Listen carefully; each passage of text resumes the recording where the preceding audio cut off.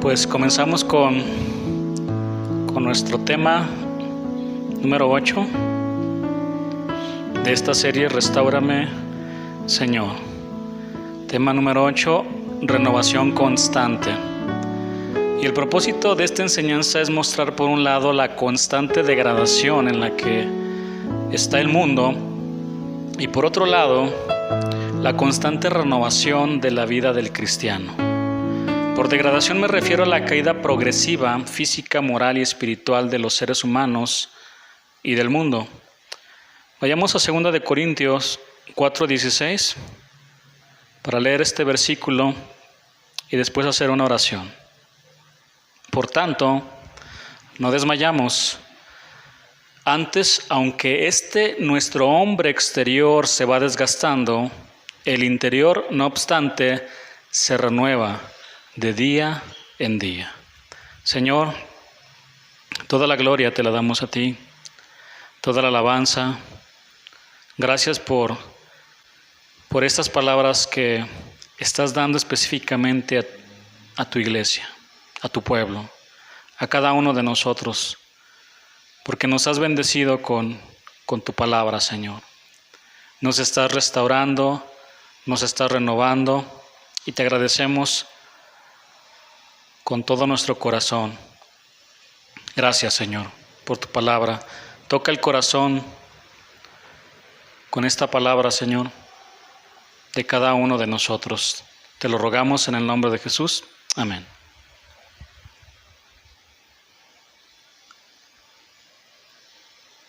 Leamos otra vez este versículo, 2 de Corintios 4:16. Por tanto, no desmayamos. Antes, aunque nuestro hombre exterior se va desgastando, el interior, no obstante, se renueva de día en día. Pablo comienza el capítulo 2 utilizando también la frase no desmayamos. 2 de Corintios 4, versículo 1. Dice, por lo cual, teniendo nosotros este ministerio según la misericordia que hemos recibido, no desmayamos. Posteriormente, él describe todas las aflicciones que tuvo que soportar en el ministerio, por lo que él miraba como una gran necesidad renovarse todos los días. Veamos otras versiones de este versículo. Por tanto, no nos desanimamos, al contrario, aunque por fuera nos vamos desgastando, por dentro nos vamos renovando día tras día. Otra versión dice, por tanto, no desfallecemos, antes bien, aunque nuestro hombre exterior va decayendo, sin embargo, nuestro hombre interior se renueva de día en día. Otra más.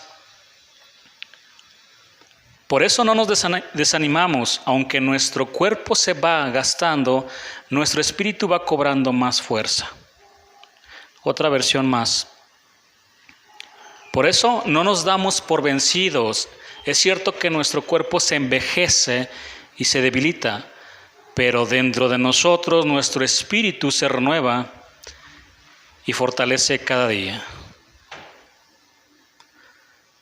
Ahora vamos a ver algunas palabras claves de este versículo. Por ejemplo, tenemos la palabra desmayamos. En el griego, la palabra es ekakeo, que significa debilitar. Por ejemplo, decimos que alguien se desmayó cuando pierde el sentido y el conocimiento, cuando se debilitan sus fuerzas. Tenemos en este versículo también la palabra desgastando. En el griego es la palabra diapseiro, que significa podrir por completo, arruinar, descomponer totalmente, y también significa destruir.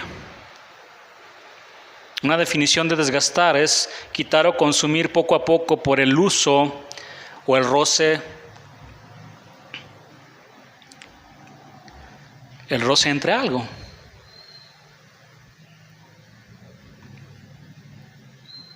Por ejemplo, el uso diario de nuestra ropa pues tiene un desgaste natural, porque constantemente roza con nuestro cuerpo, con los muebles y con el jabón. Es un desgaste natural.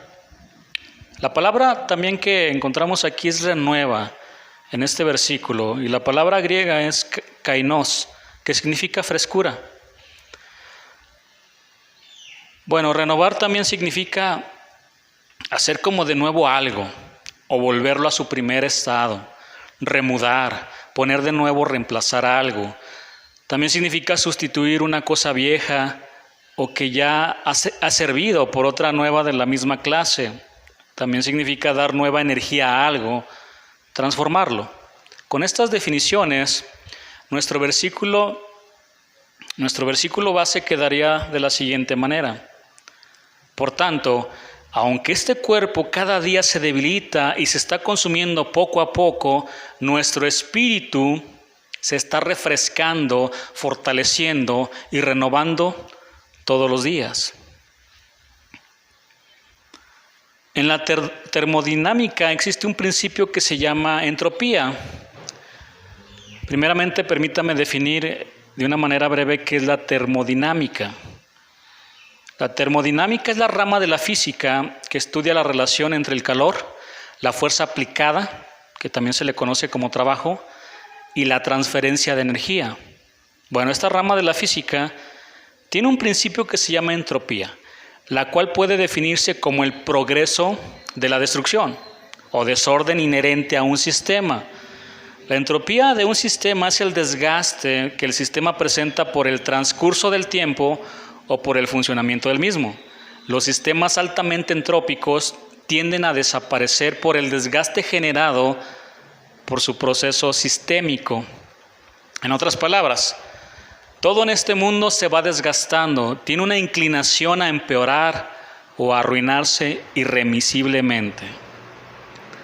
Nuestro amado Jesús nos dijo que las cosas en este mundo no iban a mejorar, sino a empeorar física, moral y espiritualmente. Él dijo en Mateo 24 que habría guerras, que la maldad iba a aumentar y que el amor de muchos se iba a enfriar. Pero vayamos al libro de Marcos, capítulo 13, el cual es un pasaje paralelo de Mateo 24. Libro de Marcos, capítulo 13, versículo 1 y versículo 2. Saliendo Jesús del templo, le dijo a uno de sus discípulos: Maestro, mira qué piedras y qué edificios. Jesús respondiendo le dijo: ¿Ves estos grandes edificios? No quedará piedra sobre piedra que no sea derribada. En el pasaje anterior nos encontramos a nuestro Señor Jesús dentro del templo, sentado en el arca de las ofrendas. Es lo que dice Marcos 12:41. Allí estaba mirando cómo las personas depositaban sus ofrendas y expresó su admiración por una viuda pobre que echó en el arca todo lo que ella tenía. Lo que hizo esta mujer quedó escrito en la palabra y ha servido de mucha inspiración para muchos creyentes. En este pasaje, aquí de Marcos 13, volvemos a encontrar al Señor Jesús sentado, pero en esta ocasión se encuentra en el Monte de los Olivos frente al templo. Desde ahí, Él estaba mirando junto con sus discípulos las hermosas piedras con las que estaba construido el templo y también la grandeza de las edificaciones a su alrededor. Este discurso de nuestro amado Jesús comienza con una predicción acerca de la destrucción del templo. Jesús les dijo a sus discípulos: no quedará piedra sobre piedra que no sea derribada. Las miradas de los discípulos fueron asombradas ante la belleza del templo de Herodes. El historiador Fabio Josefo escribió lo siguiente acerca del templo de Herodes: toda la fachada era de piedra pulida, tanto que su perfección para quienes lo habían visto era increíble y quienes lo veían era cosa de gran maravilla. Por eso ellos se quedaron asombrados. En realidad, el templo de Herodes era una de las más grandes maravillas del mundo en el primer siglo. sobresalía su imponente fachada con grandes piedras de mármol adornado con oro. Pero todo el edificio en conjunto era espectacular. Sin embargo, cuando los discípulos llamaron la atención de su maestro sobre el esplendor arquitectónico del templo, recibieron una contestación muy diferente a la que esperaban, y mientras ellos contemplaban extasiados aquella estructura majestuosa, los discípulos escucharon las contundentes palabras de Jesús que dijo: de cierto os digo, no quedará piedra sobre piedra. Todo esto un día se desgastará y dejará de existir. En otras palabras, hermanos, Jesús no se deja impresionar por las cosas externas. Jesús ve el interior. Él ve el corazón. Para Cristo, aquella hermosa construcción no lograba ocultar la maldad de la nación de sus líderes religiosos. El Señor también conocía el corazón de Herodes, quien había mandado construir el templo únicamente para agradar a los judíos, para quedar bien con ellos y evitar problemas, y además recibir reconocimiento de ellos. De cierto os digo, no quedará piedra sobre piedra. Estas palabras se cumplieron literalmente en el año 70. Los romanos saquearon Jerusalén, mataron a 1 millón de judíos y destruyeron el templo. Ese templo maravilloso quedó completamente destruido. Lo que fue algo, un día extraordinario, fue reducido a polvo. Hermanos, damos gracias a Dios porque Él nos ha dado un edificio donde podemos reunirnos. Pero la verdadera hermosura de una iglesia no consiste en sus edificios, sino en la fe y la santidad de esos cristianos que habitan en ese edificio. El día de hoy existen iglesias que tienen edificios majestuosos, como el templo que mandó construir Herodes, pero sus miembros viven en desorden, no hay santidad. Sus líderes, en vez de guiar, proteger y alimentar, abusan de sus propias ovejas. Hermanos, el problema no son los edificios, el problema está en el corazón, y Dios ve el corazón. En aquellos momentos, los discípulos no pudieron ocultar su admiración del templo, pero fue entonces cuando nuestro amado Señor habló de la destrucción futura del templo usando términos muy fuertes.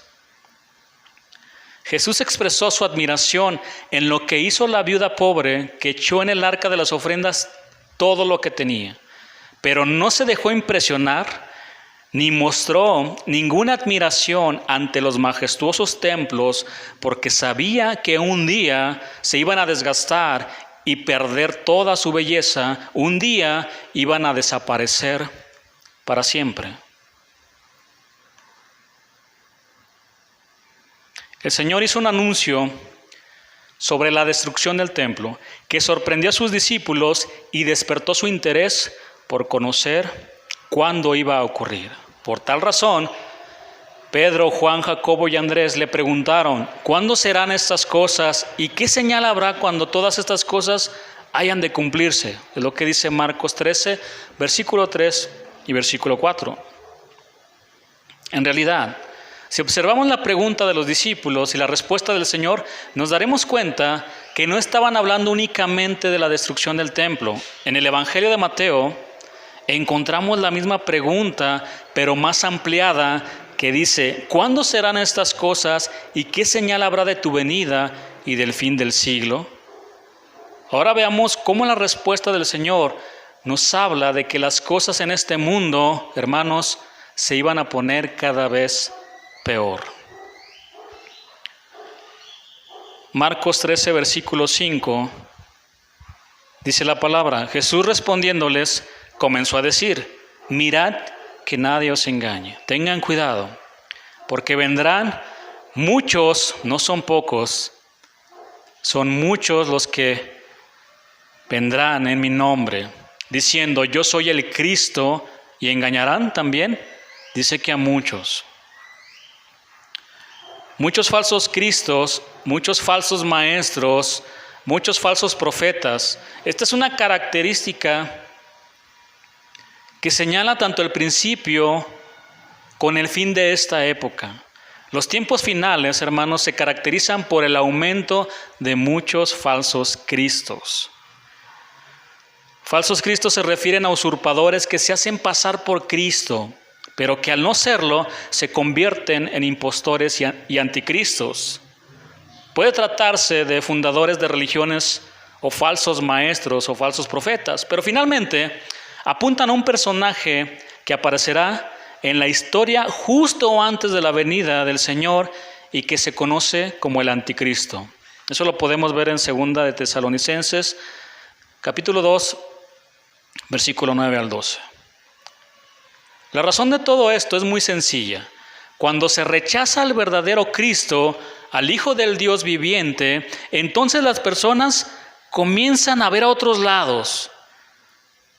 Comienzan a hacer sus becerros de oro, sus falsos cristos, y en un mundo tan necesitado, no es difícil conseguir adeptos que les encanta escuchar cosas bonitas al oído. Como las siguientes: Dios te quiere hacer rico, Dios te dará todo lo que quieras. Solo quieren escuchar cosas positivas. Todos esos falsos cristos usan un lenguaje similar al de los falsos profetas del Antiguo Testamento, que les predicaban sobre el bienestar en este mundo, pero que de ninguna manera denunciaban su pecado ni les predicaban el arrepentimiento. Jeremías 14:13 y versículo 14. Vayamos a estos versículos.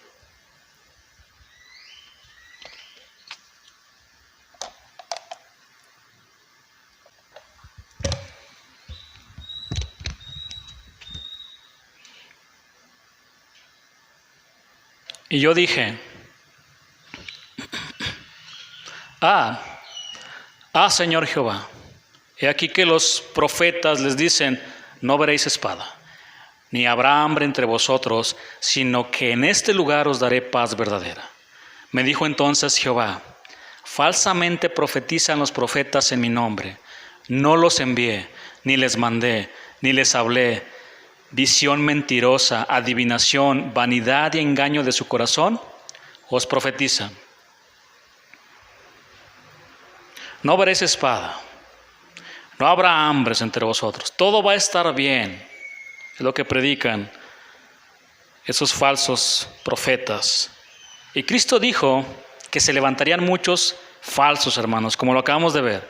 Pero también nos advierte lo mismo en su segunda carta, 2 de Pedro 2:1, dice así la Escritura, pero hubo también falsos profetas entre el pueblo, como habrá futuro, entre vosotros falsos maestros que introducirán encubiertamente herejías destructoras y aún negarán al Señor que los rescató, atrayendo sobre sí mismos destrucción repentina. El apóstol Juan nos dice que el espíritu del anticristo ya está operando porque muchos falsos profetas han salido por el mundo. Primera de Juan 4:1 dice así, amados, no creáis a todo espíritu. Aquí se refiere a personas. No creáis a todo espíritu, sino probad los espíritus, pruébalos, si son de Dios, porque muchos falsos profetas han salido por el mundo. Primera de Juan 2:18 dice también así la palabra.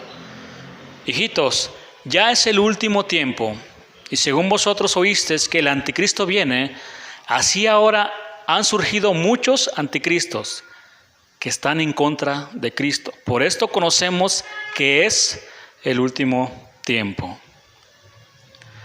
Hermanos, ¿alcanzan a notar el amor de Dios? Él nos dejó escrito todo esto para que nadie nos engañe en este mundo que se está cayendo a pedazos.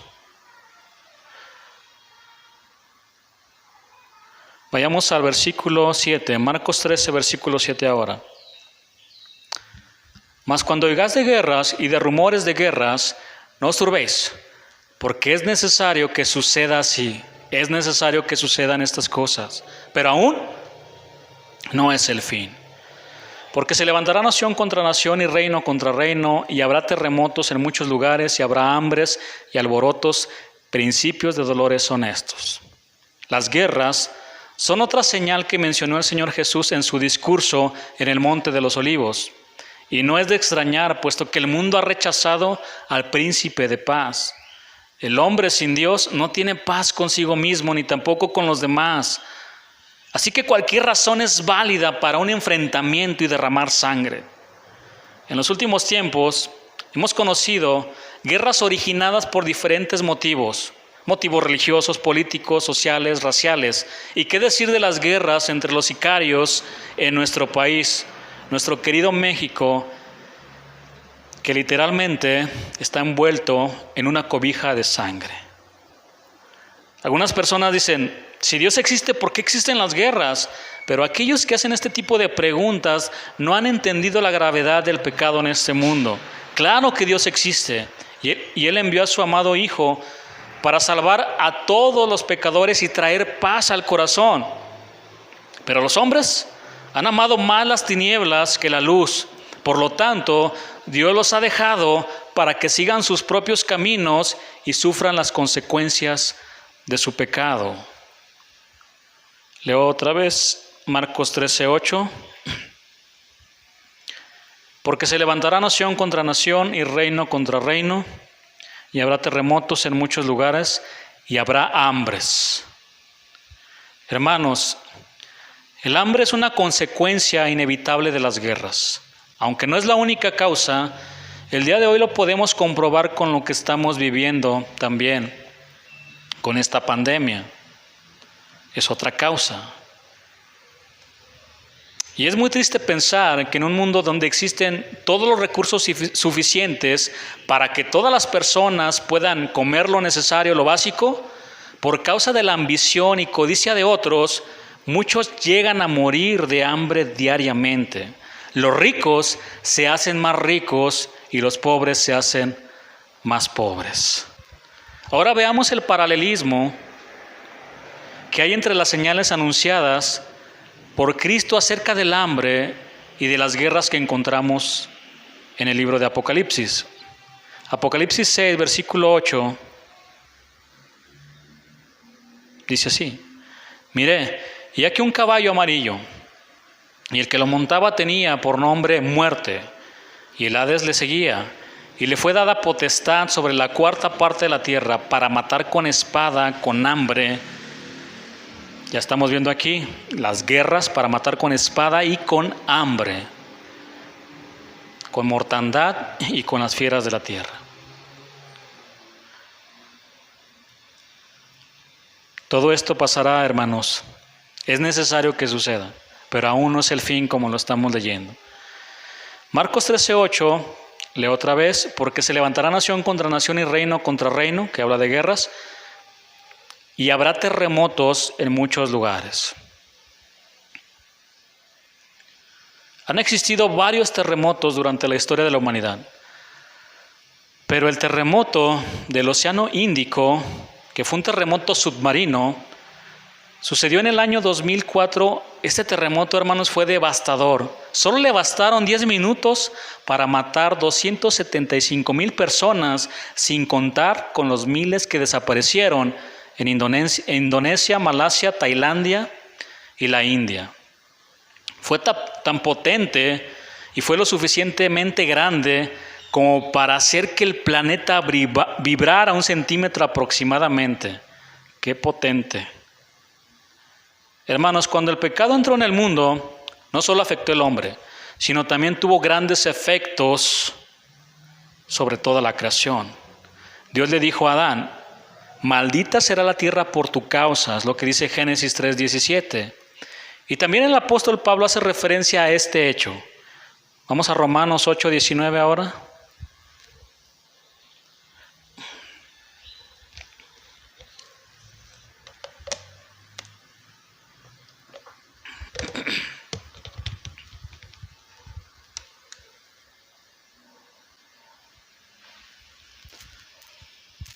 Romanos 8:19, porque el anhelo ardiente de la creación es el aguardar la manifestación de los hijos de Dios.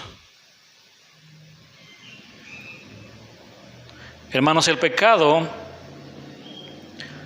causó la caída de la creación, de ese estado perfecto, cuando Dios había creado todo al principio. El mundo ahora está sujeto a frustración y un deterioro constante. Pero un día la creación será liberada y transformada. Mientras llega ese día, espera con impaciente expectativa la resurrección de los hijos de Dios. Versículo 20, porque la creación fue sujetada a vanidad, no por su propia voluntad, sino por causa del que la sujetó en esperanza, porque también la creación misma será libertada de la esclavitud de corrupción a la libertad gloriosa de los hijos de Dios, porque sabemos que toda la creación gime a una y a una está con dolores de parto hasta ahora. Indudablemente, toda la creación espera con gran anhelo el día en que se manifiesten los hijos de Dios en la gloria preparada para ellos. El pecado del hombre en el huerto del Edén desató muerte, pecado, enfermedad, violencia y mucha maldad. El hombre era un ser inmortal, pero por causa del pecado ahora su vida se va desgastando hasta morir en un mundo también que se está desgastando por causa del pecado. Sin embargo, a pesar de este estado deplorable en el que se encuentra la creación, aún tiene esperanza, como dice la Biblia. Pablo considera que la creación misma está esperando ansiosamente la manifestación de los hijos de Dios, debido a que la creación fue sujetada a vanidad, debido al pecado del hombre, y se va a beneficiar de la redención definitiva del hombre también. Por lo tanto, podemos decir que los terremotos, al igual que otras muchas tragedias naturales, tienen relación con el pecado del hombre. Aunque los terremotos han sido parte de la historia de la humanidad, todo indica que una señal antes del fin será un terremoto de una magnitud desconocida, acompañado por otra serie de fenómenos naturales. Vayamos a Apocalipsis 6, 12 al versículo 14.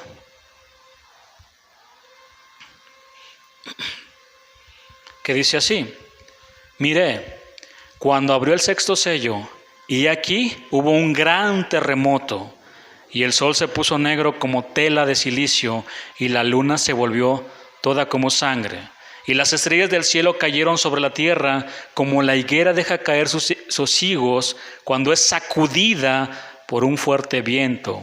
Y el cielo se desvaneció como un pergamino que se enrolla, y todo monte y toda isla se removió de su lugar. ¡Qué impresionante! Nada comparado con este terremoto del Océano Índico.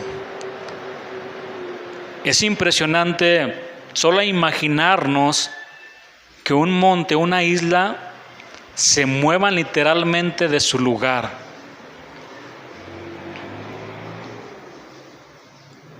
Y veamos lo que dijo el Señor Jesús en Mateo 24 de estos fenómenos naturales. Mateo 24, 29 dice así: e inmediatamente después de la tribulación de aquellos días, el sol se oscurecerá, que fue lo que leímos también en Apocalipsis, y la luna no dará su resplandor, y las estrellas caerán del cielo, y las potencias de los cielos serán conmovidas. Entonces aparecerá la señal del Hijo del Hombre en el cielo, y entonces lamentarán todas las tribus de la tierra, y verán al Hijo del Hombre viniendo sobre las nubes del cielo con poder y gran gloria. Además, el Señor Jesús en Mateo 24 menciona otras señales como el aumento de la maldad, las pandemias, las enfermedades, las persecuciones contra los cristianos, etc. Hermanos, el Señor indicó con claridad que estas señales marcarían el principio del fin. Todo esto será principio de dolores. Serán como los primeros dolores que una mujer tiene cuando está embarazada. En medio de un mundo que se está desgastando física, moral y espiritualmente, Dios nos exhorta para que todos los días nosotros seamos renovados en nuestro hombre interior.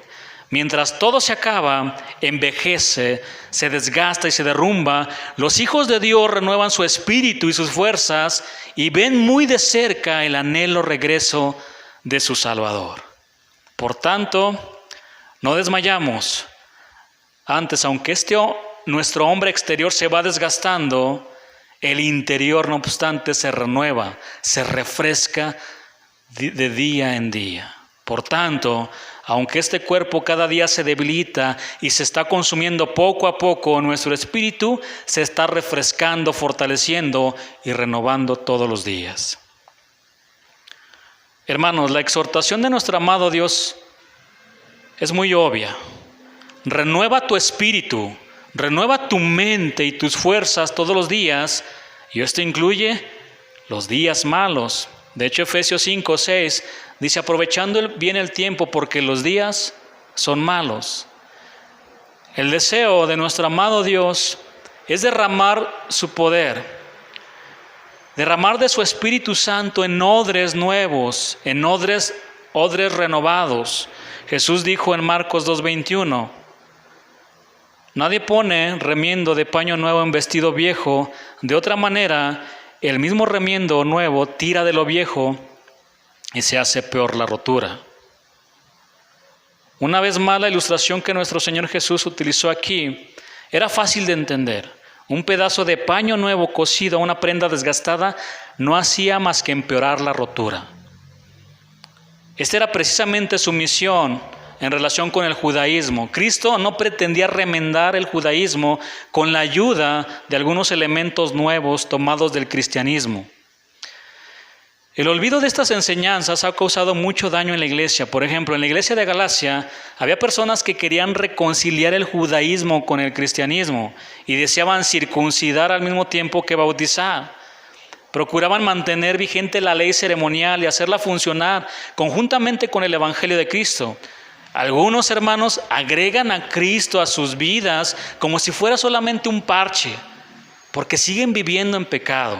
Pero no falta ningún domingo en la iglesia. Versículo 22 de Marcos 2. Y nadie echa vino nuevo en odres viejos. De otra manera, el vino nuevo rompe los odres y el vino se derrama y los odres se pierden. Pero el vino nuevo en odres nuevos se ha de echar. ¿Qué es un odre? En aquellos días no tenían botellas, por lo que usaban las pieles de los animales cocidas. Estos eran los odres a los que se refería el Señor Jesús. Cuando los odres eran nuevos, tenían elasticidad, pero al hacerse viejos se ponían duros y no cedían. Si el vino en estado de fermentación se echaba en odres viejos y débiles, estos se reventaban. La fuerza del vino nuevo, exigía odres nuevos y resistentes. Aunque la lección es paralela a la del remiendo nuevo que se ponía en el vestido viejo, sin embargo aquí se subraya el poder interno y espiritual del nuevo hombre. Hermanos, existen algunos cristianos que son como odres viejos que ya no retienen nada.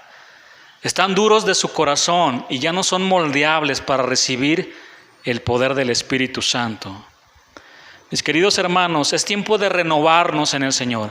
Es tiempo de renovar nuestro espíritu, nuestra mente y nuestras fuerzas. El salmista David dijo con respecto a renovar nuestro espíritu lo siguiente, Salmo 51:10, crea en mí, oh Dios, un corazón limpio y renueva un espíritu recto dentro de mí. Y esta palabra renueva en el original es kadash, que significa ser nuevo, reconstruir, componer, rejuvenecer, reparar y restaurar. David, después de haber cometido el pecado de adulterio y de asesinato, fue confrontado por un verdadero profeta, el profeta Natán, quien le mostró su pecado. Y después de esa fuerte confrontación, David escribió el Salmo 51. Un hombre conforme al corazón de Dios cayó de rodillas implorando a Dios para que lo restaurara. Dios, crea en mí un corazón limpio y reconstruye y repara y restaura un espíritu recto dentro de mí. De la misma manera, todos nosotros debemos acudir a Dios todos los días pidiendo que restaure nuestro espíritu, que nos renueve, porque nos encontramos en el mundo y diariamente nos contaminamos de pecado. Amados, también renovemos nuestra mente. El apóstol Pablo dijo en Efesios 4:22 al 24 lo siguiente: en cuanto a la pasada manera de vivir, Despojaos del viejo hombre que está viciado conforme a los deseos engañosos y renovaos en el espíritu de vuestra mente.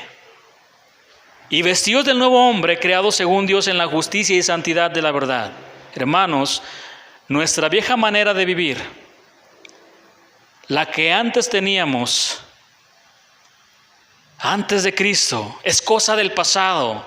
Debemos dejarla atrás como ropa vieja que se desecha. Debemos renovar diariamente nuestra mente con la palabra de Dios. Ya no debemos vivir conforme al hombre viejo ni conforme a este mundo, porque Pablo también nos exhorta en Romanos 12:2 y nos dice lo siguiente: no os conforméis a este siglo, a este mundo, sino transformaos por medio de la renovación de vuestro entendimiento, para que comprobéis cuál sea la buena voluntad de Dios, agradable y perfecta. No os conforméis.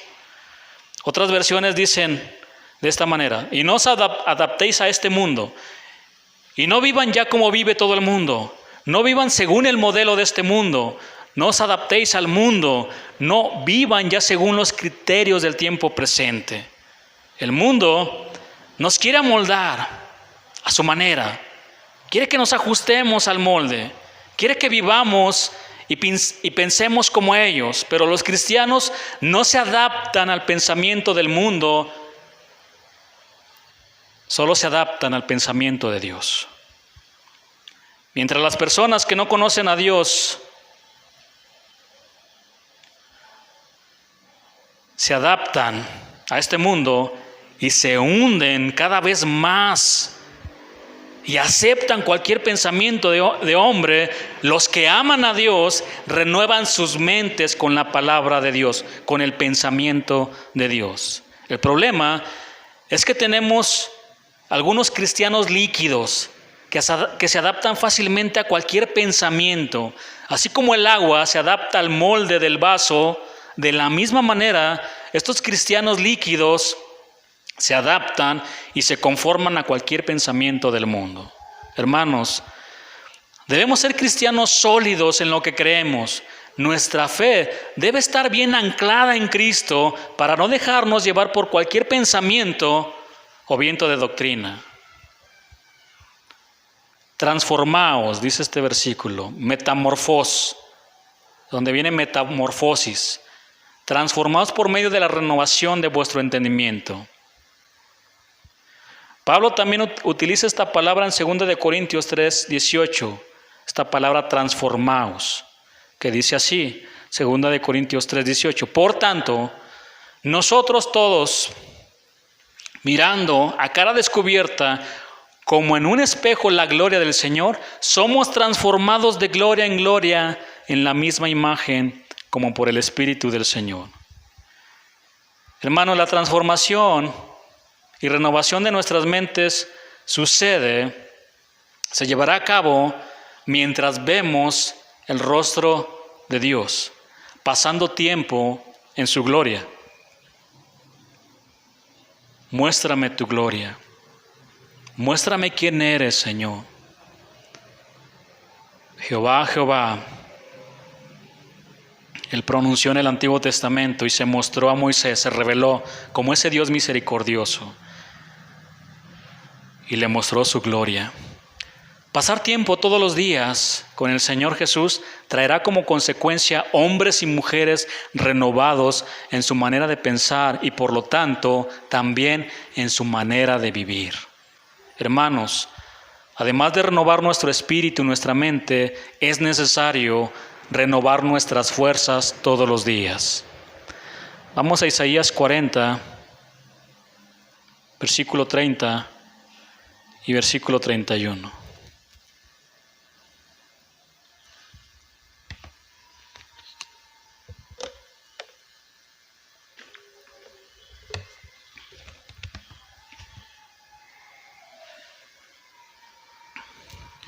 Los muchachos se fatigan y se cansan, los jóvenes flaquean y caen, pero los que esperan a Jehová tendrán nuevas fuerzas, levantarán alas como las águilas, correrán y no se cansarán, caminarán y no se fatigarán. Levantarán alas como águilas. Qué bonita ilustración. El águila real americana es el ave que posee mayor longevidad dentro de su especie. Llega a vivir hasta 70 años, pero para llegar a esa edad en el Ecuador, ella tiene que tomar una difícil y seria decisión. A los 40 años, sus uñas curvas y flexibles son tan largas que no consiguen agarrar a las presas de las cuales se alimenta. Su pico alargado y puntiagudo comienza a curvarse, apuntando contra el pecho peligrosamente, y sus alas, envejecidas y pesadas por las gruesas plumas, hacen que volar sea una tarea muy complicada para el águila. Es entonces cuando el águila tiene que tomar una decisión entre dos alternativas: dejarse morir o enfrentar un doloroso proceso de renovación que durará cerca de 150 días. Este proceso consiste en volar hacia lo alto de una montaña y refugiarse en un nido cerca de una pared donde no necesite volar. Entonces, el águila ya refugiada comenzará a golpear su pico contra la pared hasta conseguir arrancarlo, y una vez amputado tendrá que esperar a que nazca de nuevo su pico, con el cual después tendrá que arrancar sus viejas uñas. Cuando las nuevas uñas comienzan a nacer, es el momento para desprenderse de sus viejas plumas, arrancándoselas con su nuevo pico. Después de 5 meses muy duros, donde vuelve a tener un pico fuerte y joven, plumas brillantes y sedosas y uñas útiles, el águila real saldrá victorioso ejecutando su vuelo de renovación, y a partir de entonces dispondrá de 30 años más de vida, los años más gloriosos. Los jóvenes se cansan y fatigan, pero los que esperan en ese Dios que es todopoderoso tendrán nuevas fuerzas, porque Dios da esfuerzo al cansado y multiplica las fuerzas al que no tiene ningunas, para que levanten, hermanos, nuevamente el vuelo como las águilas. Ahora, hermanos, ¿para qué necesitamos renovar nuestro espíritu, nuestra mente y nuestras fuerzas? El propósito principal de renovarnos es que solo de esta manera podremos parecernos un poquito a nuestro amado Jesús, el cual amó a Dios con toda su mente, con todo su corazón y todas sus fuerzas, y lo adoró en espíritu y en verdad, como ningún hombre en la tierra. En medio de un mundo que se está desgastando física, moral y espiritualmente, Dios nos exhorta para que todos los días seamos renovados en nuestro hombre interior. Mientras todo se acaba, envejece, se desgasta y se derrumba, los hijos de Dios renuevan su espíritu, su mente y sus fuerzas para amarlo de la misma manera, con su espíritu, con su mente y todas sus fuerzas. Proverbios 4:18.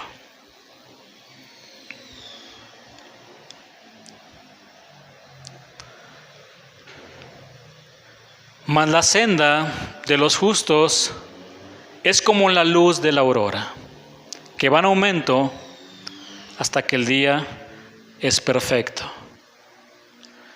Mientras el camino de los malvados en este mundo es cada vez más oscuro, el camino de los hijos de Dios es como la luz de la aurora, es como la luz de la mañana que va siendo más y más brillante hasta que alcanza todo su esplendor.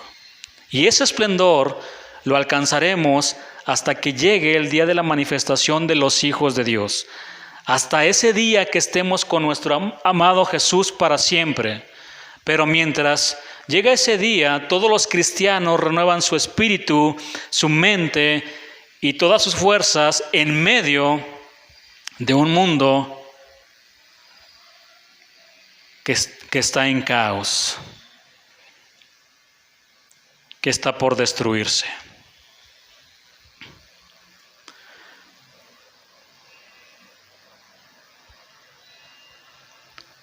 Lamentaciones 5:21 dice así esta porción de la palabra: Y ojalá se convierta en una oración también de nosotros. Vuélvenos, oh Jehová, a ti, y nos volveremos. Renueva nuestros días como al principio. Vuélvenos, oh Jehová, a ti. Atráenos a ti, Señor. Y nos vamos a volver. Renueva, refresca, fortalece nuestra vida día a día, así como cuando te conocimos al principio. Señor, gracias por tu palabra. Todos necesitamos ser renovados. Mientras el mundo se cae, se desgasta, nosotros